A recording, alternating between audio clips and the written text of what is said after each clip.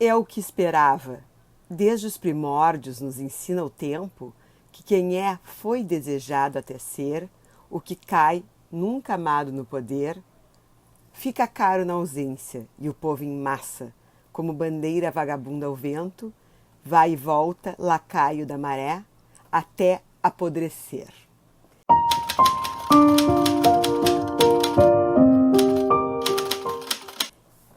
Gente, então vamos lá para o segundo ato da peça histórica Antônio e Cleópatra. Como as peças históricas de Shakespeare têm se mostrado, é um tratado sobre guerra de poder. E aqui, nesta aqui, temos ainda um elemento picante para acompanhar a história. Nossa querida Cleópatra, rainha do Egito. Tá bom demais? Então vamos continuar hoje com o ato 2. Então, gente, ato 2, cena 1. Messina na casa de Pompeu. Messina, só para a gente lembrar, é aquela cidade no nordeste da Sicília que foi muito importante na antiguidade porque ela controlava o acesso entre o Mar Tirreno e o Mar Jônico. Ela tinha aquele pequeno estreito entre Calábria e Sicília. Então era uma comunicação, era onde ficava assim, ali se dava a comunicação entre Sicília e Itália continental. Pompeu tinha esse poder, então, tanto que teve episódio que ele travou o fornecimento de grãos e comida para Roma, porque ali, ele estando naquele lugar, ele tinha esse poder, né? Bom, entra o Pompeu, Menecrates e Menas. E Pompeu começa a dizer que ele vai ganhar apoio. Pompeu era o grande rebelde contra o triunvirato, né? Ele diz que os deuses justos dariam apoio aos atos dos justos, no caso, justo é ele, né? Então, Menecrates fala que a justiça tarda, mas não falha e tal, mas que não estão atendendo, no caso, os triunviros não estão atendendo os pedidos deles, né? Então, eles começam a falar, né, sobre que eles em Roma, sobre o que está todo mundo falando, né, que em Roma eles estão buscando Marco Antônio, que ele só quer saber de ficar no bem bom, né, lá no Egito e tal, e que isso é ótimo para eles, que são os rebeldes contra o triunvirato, porque enfraquece o triunvirato, né.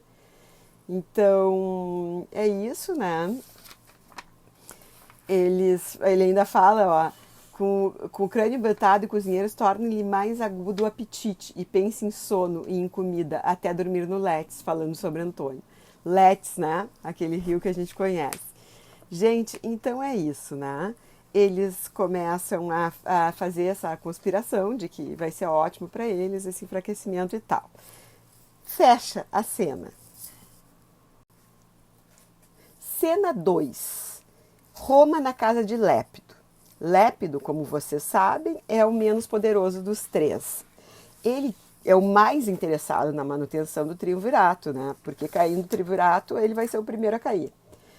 Mas aí entra o Júlio César e Marco Antônio. O Júlio César despeja toda a Júlio César não.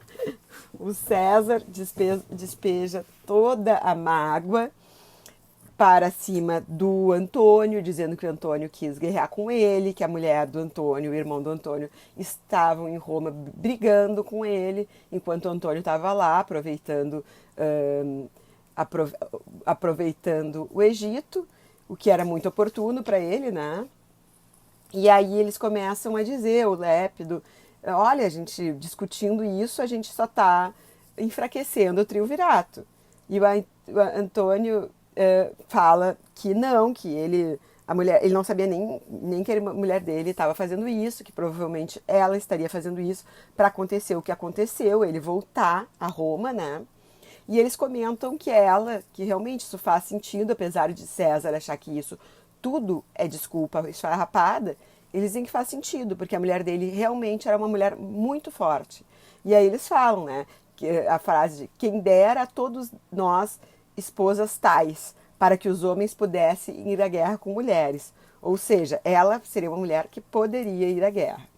Então fica aquela troca de farpas e César diz que não se ofende com o que o nosso querido Marco Antônio está falando, que ele se ofende com a maneira como ele fala, que ele sabe que tem temperamentos diferentes e não vão ficar para sempre amigos, mas que um elo, se existisse um elo que pudesse manter eles juntos pelo bem da nação, ele tem interesse em buscá-lo.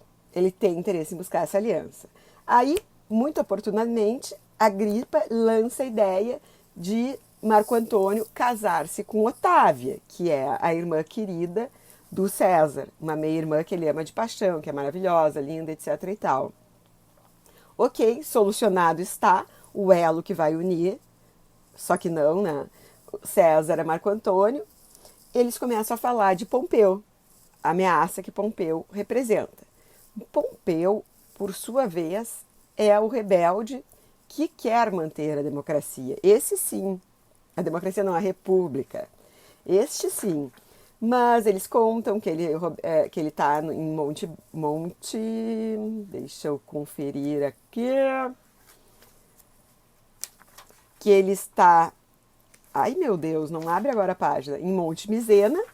E eles planejam ir conversar com ele, né? Fecha a cena. Vamos à cena 3? Cena 3. Estamos em Roma, na casa de César. Entra Antônio, César e Otávia. Otávia no meio dos dois, para mostrar que é ela que faz aquele elo, né? E aí, nisso, gente, chega uma vidente. E a vidente fala que sai, né, a Cleópatra, saem a Otávia e o César e entra a vidente. E aí tem a fala do Antônio com a vidente. O Antônio diz que César sempre tem mais sorte que ele, e a vidente diz que sim, que César sempre tem, que sempre terá, e que o melhor para ele é se separar de César. Ok. Então, fecha a cena, bem curtinha, essa cena 3. Aí vamos para a cena 4, que é menor ainda, que é o Lépido, Mecenas e Agripa falando no meio da rua, numa rua em Roma, né? E eles só falam que o Marco Antônio, tendo beijado que eles têm que sair, que eles têm que viajar e tal, e que se o assim que o Marco Antônio beijar Otávia, eles zarpam dali. Fecha a cena. A cena 5. Aí estamos de volta a Alexandria, no palácio de Cleópatra, né? A Cleópatra vai receber o mensageiro. É uma cena longa, é uma cena bem cheia de tipo alívio cômico. A Cleópatra tenta adivinhar o que o mensageiro vai falar. O mensageiro não consegue falar porque ela interrompe ele tentando adivinhar o que é. Ah, Antônio morreu, seu desgraçado, eu vou te matar, fala pro mensageiro, porque ele está trazendo a má notícia. Ele, não, o Antônio está muito bem.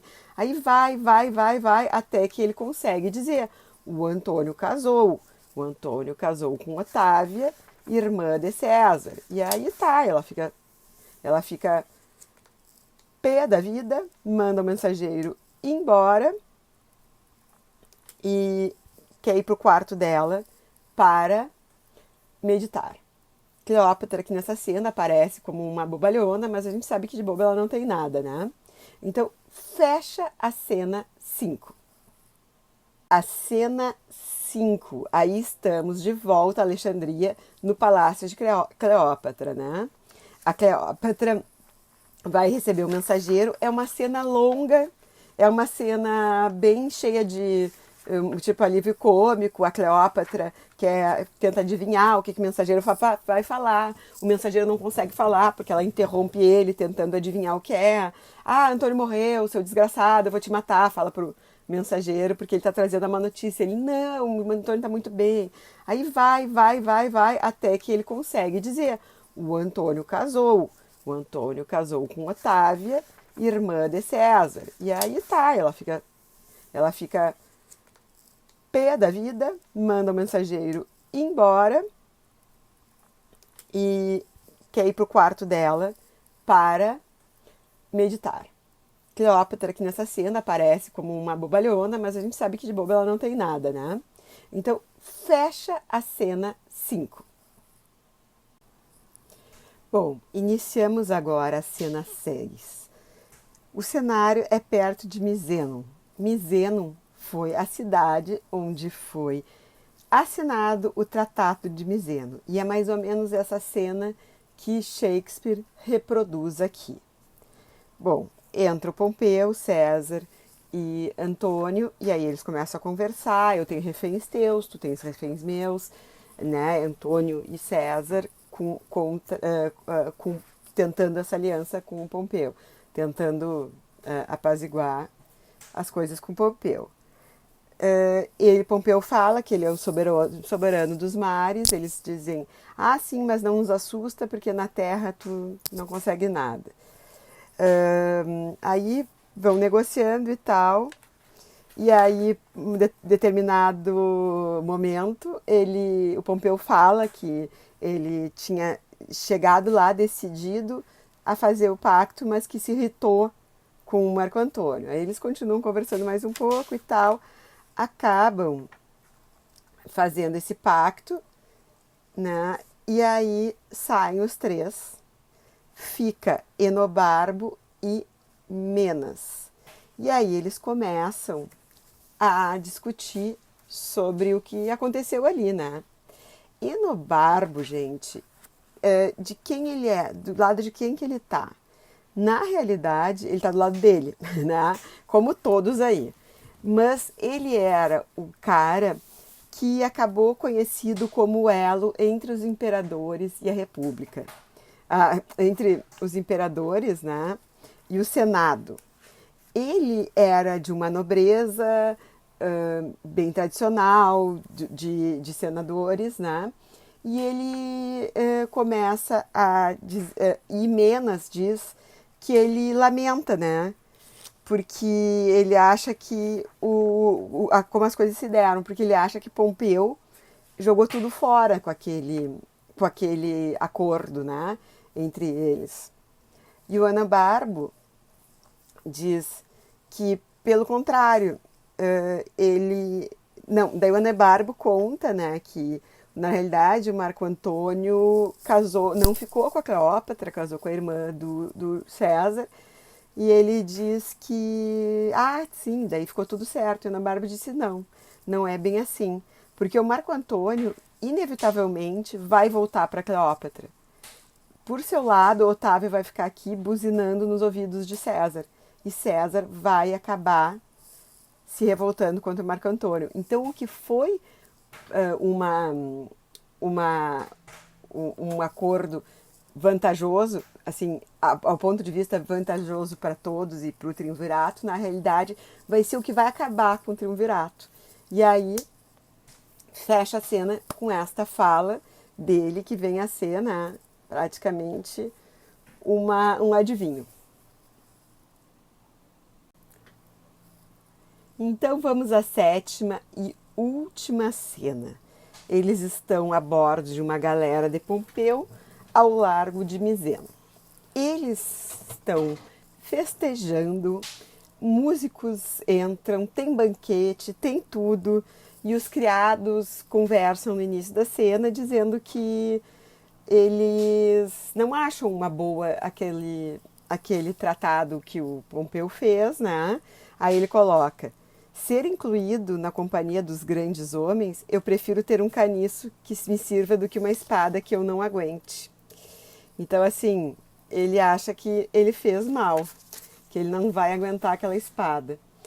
Bom, entra o Antônio, Lépido, Pompeu, etc.